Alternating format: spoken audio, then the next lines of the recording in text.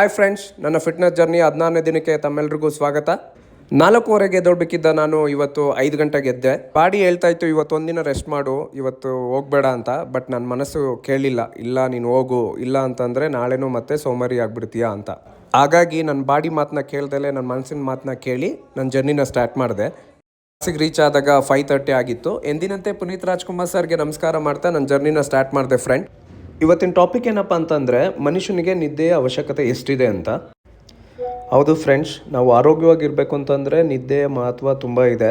Class ಮಾಡಬೇಕು ಅಂತ ಇದ್ದರೆ ಕೇವಲ ವ್ಯಾಯಾಮ ಮತ್ತು ಡಯಟಲ್ಲಿ ಇದ್ದರೆ ಸಾಲ, ಅದ್ರ ಜೊತೆ ನಿದ್ದೆನೂ ಕೂಡ ಚೆನ್ನಾಗಿ ಮಾಡಬೇಕು. ತುಂಬ ಜನ ಮಿಸ್ಟೇಕ್ ಮಾಡೋದು ಇಲ್ಲೇ.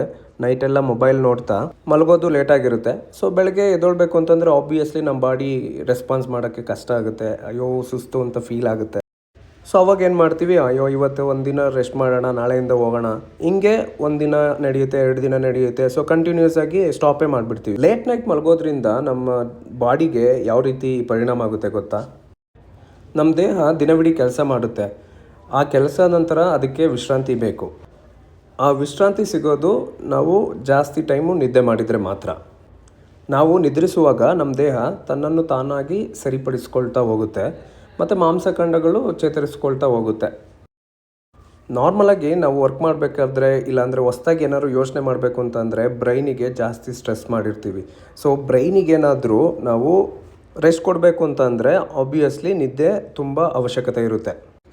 ಇನ್ ಕೇಸ್ ನಾವೇನಾದರೂ ಕಮ್ಮಿ ನಿದ್ದೆ ಮಾಡಿದರೆ, ದಿನಕ್ಕೆ 4ರಿಂದ 5 ಅವರ್ ಏನಾದ್ರು ನಿದ್ದೆ ಮಾಡಿದರೆ ಇದರಿಂದ ತುಂಬ ಪರಿಣಾಮ ಆಗುತ್ತೆ.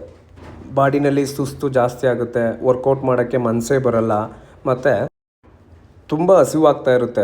ಸೊ ಹಂಗಾಗಿ ಏನು ಮಾಡ್ತೀವಿ, ನಾವು ಹೆಚ್ಚು ಜಂಕ್ ಫುಡ್ ಮೇಲೆ ಡಿಪೆಂಡ್ ಆಗ್ತಾ ಹೋಗ್ತೀವಿ. ಸೊ ಹಿಂಗಾಗಿ ಜಂಕ್ ಫುಡ್ನ ನಾವು ಡೈಲಿ ತೊಗೊಳೋದ್ರಿಂದ ಮತ್ತೆ ಆಬ್ವಿಯಸ್ಲಿ ದಪ್ಪ ಆಗ್ತಾ ಹೋಗ್ತೀವಿ. ಆಬ್ವಿಯಸ್ಲಿ ನೀವೇನಾದ್ರು ಸಣ್ಣ ಆಗಬೇಕು ಅಂತ ಇದ್ದರೆ ಯಾವ ರೀತಿ ವ್ಯಾಯಾಮ, ಎಕ್ಸಸೈಸು, ಡಯಟ್ ಮಾಡ್ತೀರೋ ಅದೇ ರೀತಿ ಜಾಸ್ತಿ ನಿದ್ದೆನೂ ಕೂಡ ಮಾಡಬೇಕು. ಚೆನ್ನಾಗಿ ನಿದ್ದೆ ಮಾಡೋದ್ರಿಂದ ಏನೆಲ್ಲ ಆಗುತ್ತೆ ಅಂದರೆ ನಮ್ಮ ಮೆಟಬಾಲಿಸಮ್ ಉತ್ತಮ ಆಗ್ತಾ ಹೋಗುತ್ತೆ. ನಮ್ಮ ದೇಹದಲ್ಲಿರುವಂಥ ಕೊಲೆಸ್ಟ್ರಾಲ್, ಕೊಬ್ಬು ಅಂತ ಹೇಳ್ತೀವಲ್ಲ, ಅದು ಕೂಡ ಕಮ್ಮಿ ಆಗ್ತಾ ಹೋಗುತ್ತೆ ಮತ್ತು ಮೈಂಡ್ ರಿಲ್ಯಾಕ್ಸ್ ಆಗಿರುತ್ತೆ. ಸೊ ನೀವು ಎಕ್ಸಸೈಸ್ ಮಾಡಬೇಕಾದ್ರೂ ನಿಮ್ಗೆ ಯಾವುದು ಆಯಾಸ ಥರ ಫೀಲೇ ಆಗೋಲ್ಲ. ಸೊ ಹಂಗಾಗಿ ನೀವು ಜಾಸ್ತಿ ವರ್ಕೌಟ್ ಮಾಡೋದ್ರ ಮೇಲೆ ಕಾನ್ಸಂಟ್ರೇಷನ್ನು ಕೂಡ ಇರುತ್ತೆ. ಸಾಮಾನ್ಯವಾಗಿ ಒಬ್ಬ ಮನುಷ್ಯ ದಿನಕ್ಕೆ ಮಿನಿಮಮ್ 7 to 8 ಅವರ್ಸ್ ನಿದ್ದೆ ಮಾಡಲೇಬೇಕು. ನೀವು ಚೆನ್ನಾಗಿ ನಿದ್ದೆ ಮಾಡಬೇಕು ಅಂತಂದರೆ ನನ್ನ ಕಡೆಯಿಂದ ಸಲಹೆಗಳೇನಪ್ಪ ಅಂತಂದರೆ, ಪ್ರತಿದಿನ ಒಂದೇ ಸಮಯಕ್ಕೆ ಮಲಗುವ ಮೊದಲು ಮೊಬೈಲ್ನ ಯೂಸ್ ಮಾಡೋದನ್ನ ಕಮ್ಮಿ ಮಾಡಿ. ರಾತ್ರಿ ಹೆಚ್ಚು ತಿನ್ನಬೇಡಿ, ಜಾಸ್ತಿ ತಿನ್ನೋದ್ರಿಂದನೂ ನಿದ್ದೆ ಬರಲ್ಲ. ಸಂಜೆ ನಂತರ ಹೆಚ್ಚು ಚಹಾ ಅಥವಾ ಕಾಫಿ ಕುಡಿಯೋದನ್ನ ಬಿಟ್ಬಿಡಿ, ಕಾಫಿ ಟೀಯನ್ನೆಲ್ಲ ಬಿಟ್ಬಿಡಿ. ಪ್ರತಿದಿನ ಯೋಗ ಮತ್ತು ಪ್ರಾಣಾಯಾಮ ಮಾಡಿ. ನಿಮಗೆ ನಿಜವಾಗೂ ಒಳ್ಳೆ ನಿದ್ದೆ ಬೇಕು ಅಂತಂದರೆ ಅಟ್ಲೀಸ್ಟ್ 5 to 10 ಮಿನಿಟ್ಸ್ ಯೋಗ ಮಾಡಿ, ಧ್ಯಾನ ಮಾಡಿ. ಸೊ ಇದರಿಂದ ಏನೆಲ್ಲ ಬೆನಿಫಿಟ್ ಸಿಗುತ್ತೆ ಅಂತಂದರೆ ನಿಮ್ಮ ಮೈಂಡು ರಿಲ್ಯಾಕ್ಸ್ ಆಗಿರುತ್ತೆ. ಸೊ ಮತ್ತು ನಿಮ್ಮ ಬ್ರೀತ್ ಇನ್ ಬ್ರೀತ್ ಔಟ್ ಮೇಲೆ ಕಾನ್ಸಂಟ್ರೇಷನ್ ಮಾಡೋದ್ರಿಂದ ಮನಸ್ಸು ತುಂಬ ಶಾಂತವಾಗಿರುತ್ತೆ, ಉತ್ತಮ ನಿದ್ದೆ ಬರುತ್ತೆ. ನಮ್ಮ ಲೈಫ್ ಸ್ಟೈಲ್ ಚೆನ್ನಾಗಿರಬೇಕು ಅಂತಂದರೆ ಈ 3 ತುಂಬ ಇಂಪಾರ್ಟೆಂಟು. 1 ಸರಿಯಾದ ಆಹಾರ, ನಿದ್ರೆ, ಮನಸ್ಥಿತಿ. ಈ 3 ಚೆನ್ನಾಗಿತ್ತಂದರೆ ನಾವೇನು ಬೇಕಾದರೂ ಅಚೀವ್ ಮಾಡ್ಬೋದು. ಕೊನೆಗೊಂದು ಮಾತು ಹೇಳಲಿಕ್ಕೆ ಇಷ್ಟಪಡ್ತೀನಿ ಫ್ರೆಂಡ್ಸ್. ಫಿಟ್ನೆಸ್ ಅಂದರೆ ಕೇವಲ ತೂಕ ಇಳಿಸೋದಲ್ಲ, ನಮ್ಮ ಜೀವನ ಶೈಲಿಯನ್ನು ಉತ್ತಮಗೊಳಿಸುವುದು. ಇವತ್ತಿಂದ ಪ್ರತಿದಿನ ಉತ್ತಮ ನಿದ್ದೆ ಮಾಡೋಣ, ಒಳ್ಳೆ ಅಭ್ಯಾಸ ಬೆಳೆಸ್ಕೊಳ್ಳೋಣ. ಈ ವಿಡಿಯೋ ಇಷ್ಟ ಆದರೆ ನಿಮ್ಮ ಫ್ರೆಂಡ್ಸ್ ಮತ್ತು ಫ್ಯಾಮಿಲಿ ಜೊತೆ ಶೇರ್ ಮಾಡಿ. ಹಾಗೆ ಇದುವರೆಗೂ ಯಾರೆಲ್ಲ ನನ್ನ ಚಾನಲ್ನ ಸಬ್ಸ್ಕ್ರೈಬ್ ಮಾಡಿಲ್ಲ, ದಯವಿಟ್ಟು ಸಬ್ಸ್ಕ್ರೈಬ್ ಮಾಡಿ. ನಿಮ್ಮ ಸಪೋರ್ಟ್ ಹೀಗೆ ಇರಲಿ ಅಂತ ಕೇಳ್ಕೊತ ಎಲ್ರಿಗೂ ಒಳ್ಳೆಯದಾಗಲಿ. ಸರ್ವೇ ಜನ ಸುಖಿನೋ ಭವಂತು.